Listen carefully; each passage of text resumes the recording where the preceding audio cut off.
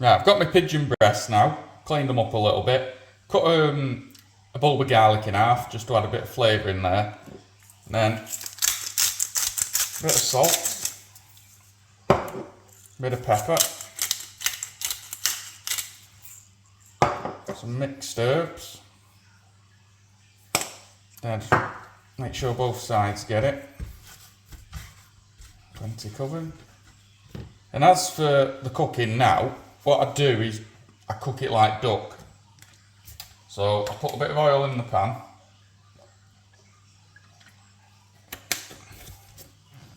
Just get that round there. And then I start it on a, say on maybe put it on about medium heat. And I start it on a cold pan with the skin side down. Just always how I've done duck, and I do the pigeon the same, and it just seems to cook it right for me.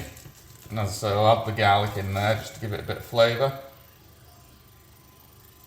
Now the oil's just starting to sizzle now, so it's starting to cook. As I say, you want to cook it mostly on the skin side down first, same as I said with duck, and just watch it cook through the meat. And don't flip it too soon.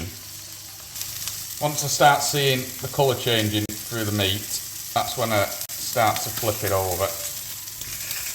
So I have to do it with one hand, so it just stops it from curling as well.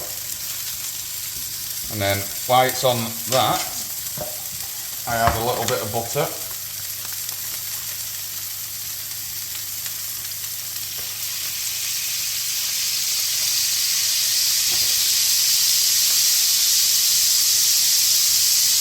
And then let it sit for a minute or two just to let the juices soak in, and also it carries on cooking a little bit. So what we'll do now is we'll give it a slice and see if I've cooked it as I wanted to.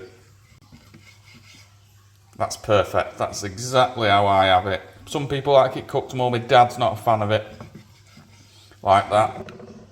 And that's the sort of colour I go for with my meat. As I say, you can cook it a little bit longer, but you don't want to go too much